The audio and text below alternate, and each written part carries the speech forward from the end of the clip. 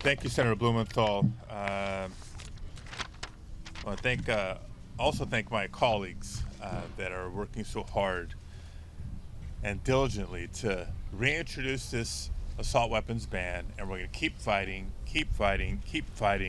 until we get it passed and signed back into law.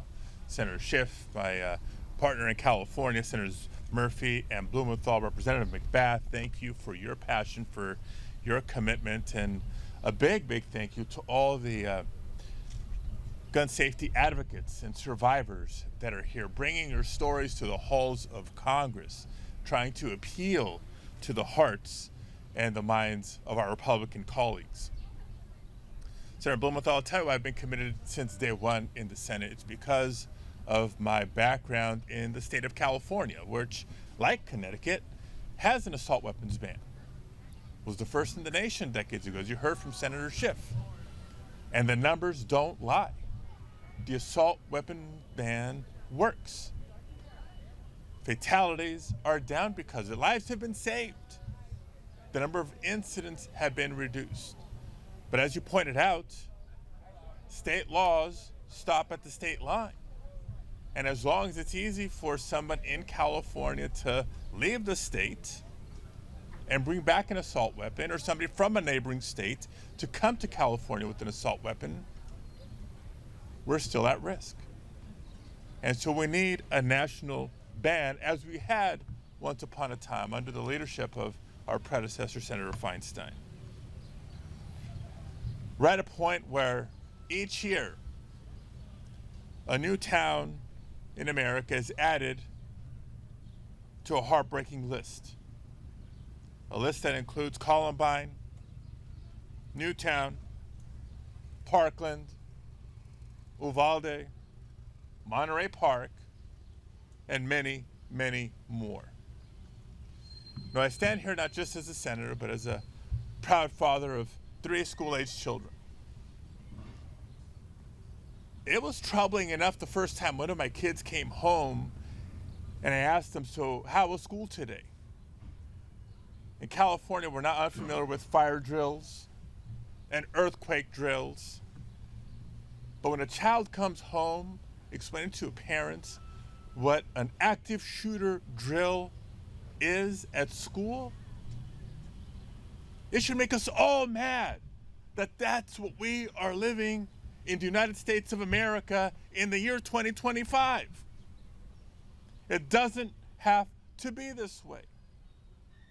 Let alone the thought that there's been shootings in schools elsewhere in America, and it could happen in your own community. If it can happen anywhere in America, it can happen anywhere in America. And when it happens, our Republican colleagues may offer their thoughts and prayers, but sadly, that's it. They'll offer thoughts and prayers and then sit back and do nothing.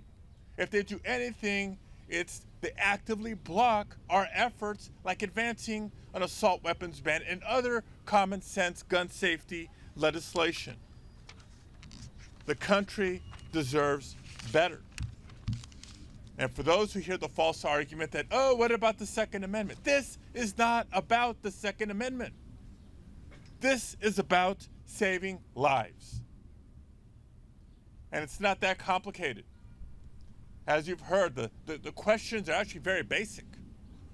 Should military assault weapons be on the streets of our communities? No. Should weapons of war be found in our grocery stores, at concerts, in houses of worship? No. Are our Republican colleagues more loyal to the gun lobby or to the constituents that elected them to make their communities safer? So yes, today we are proudly and adamantly putting the assault weapons ban back on the table because we know these bans can save lives. We know they reduce the number of mass shootings. And we know that if we fail to act, more Americans, more children will die. So we're calling on our Republican colleagues, please have the backbone, have the courage to stand up and protect your constituents, protect our communities. Have the courage to put people over profits. And to all the advocates that are here, and especially those who are watching at home, please don't lose hope.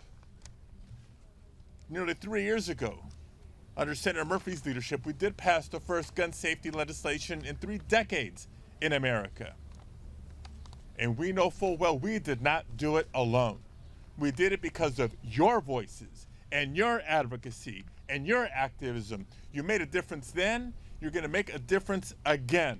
So as long as we're willing to fight for our children, we can't lose hope. There is hope. Call your members of Congress. Organize. Speak out. We can and we must win this fight. Thank you very much.